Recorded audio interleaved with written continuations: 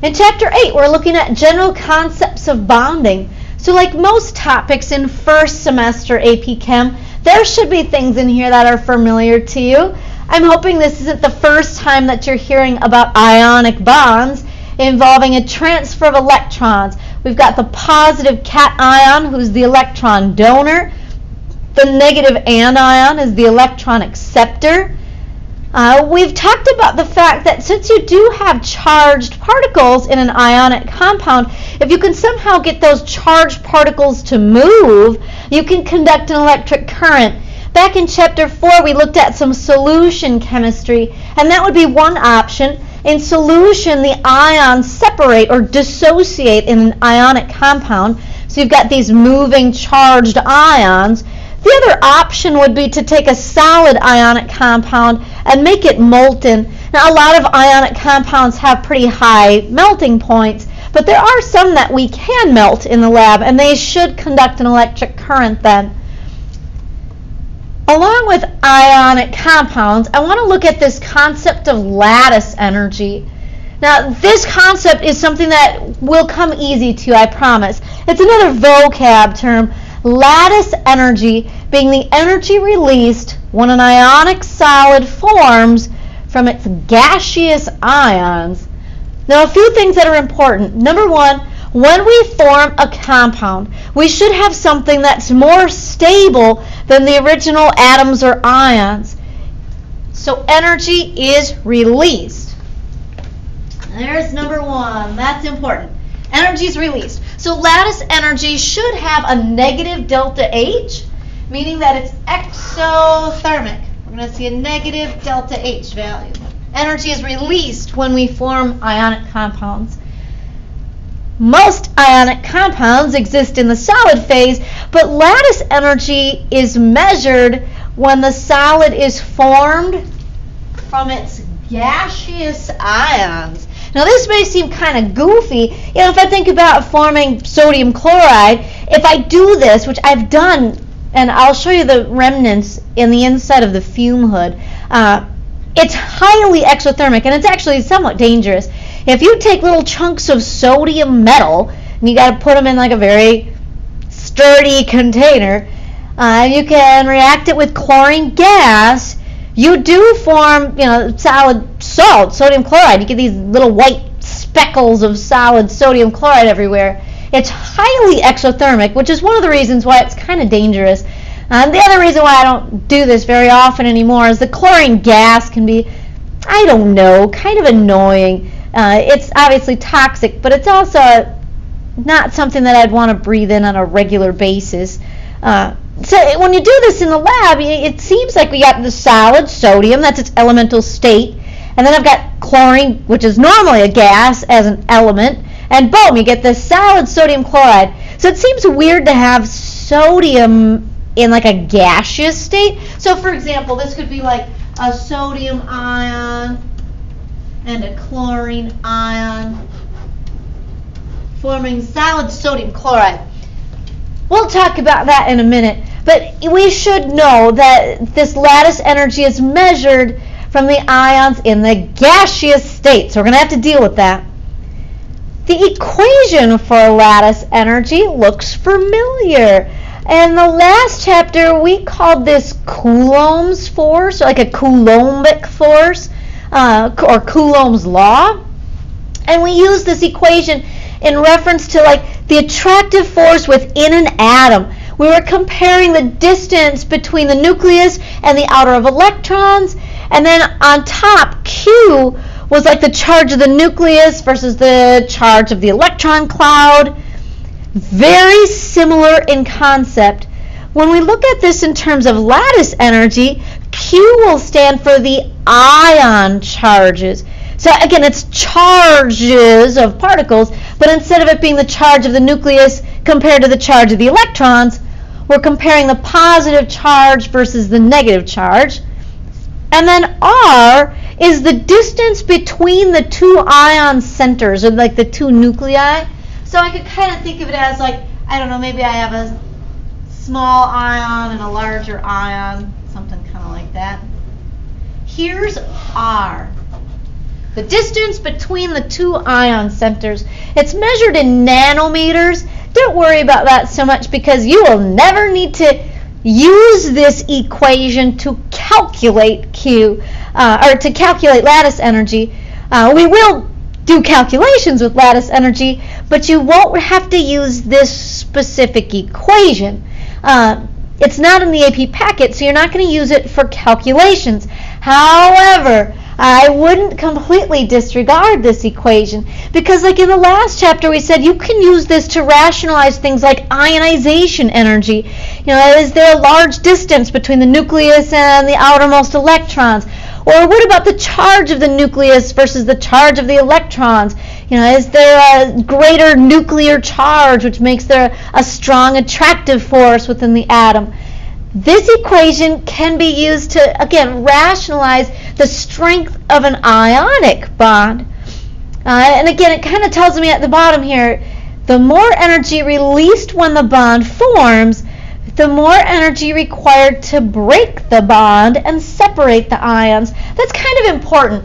We should understand that making bonds and breaking bonds require the same amount of energy. The only difference is the sign of the delta H. When I form a bond, energy is released. It's exothermic. We're forming something more stable. If these ions weren't more stable when they're bonded, they would never form the bond in the first place. However, if we want to break the bond, then we need to add energy. Sodium chloride is very stable. But if we want to break that bond, we're going to have to add quite a bit of energy. So we should be very aware of two things in this last statement. Number one, energy is released when a bond forms and absorbed to break a bond. I almost guarantee that'll be some kind of a question on an AP test. The other thing I should know is that it's the same quantity of energy. The difference is just the sign of the delta H. Okay, so here's what we're going to do with this equation, this lattice energy equation. Lattice energy was a comparison of the ion charges and the distance between the two ions, like the radius within the ionic compound. Now this is what they might do. Estimate something like melting point. Or maybe they would just say which of these would be a stronger ionic bond. Fabulous. Number one thing to look at, ion charges. So the ion charge, I'm going to look at my periodic table and say, oh cool, +1 minus 1. Hey, what do you know? +1 minus 1. Okay, so we're dealing with all the same ion charges in sodium chloride versus rubidium chloride. And obviously, if I'm looking for the higher melting point, I want the one with a stronger bond, right? If there's a stronger bond within the ionic lattice, it's going to take more energy to separate these molecules. So I want either larger charges, which I don't have in this case. It's all +1 minus 1. That's my first criteria. The first thing I look at, ion charges.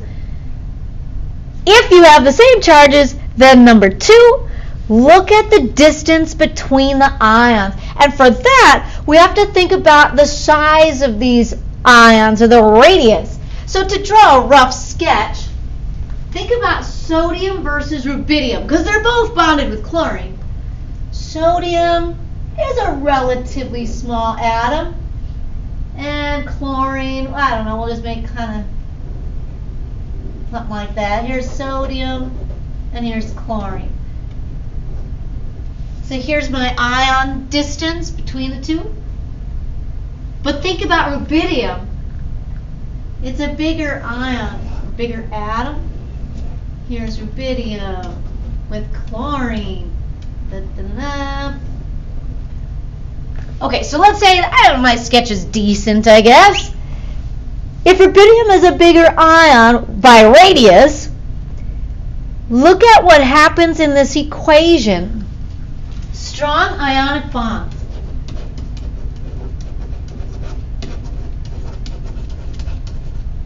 We'll either have large charges, large ion charges. That's the number one criteria. Or number two, a small R value. And if I do the algebra, those are the two ways that I'm going to get a large lattice energy. I either want large charges, which means that there's more attraction within the ionic compound, or I want a small R value, which is the distance between the ion centers. In something like sodium chloride, the two positive nuclei are just closer to the negative electrons, so there's going to be more attraction within those ion centers. So in this case, the compound with the higher melting point should be, my friends, sodium chloride.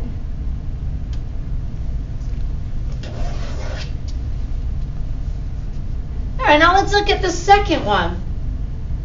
This isn't so bad. This makes sense, right? Number one criteria, look at the ion charges. I've got a +1, -1. Ooh, +2, -2.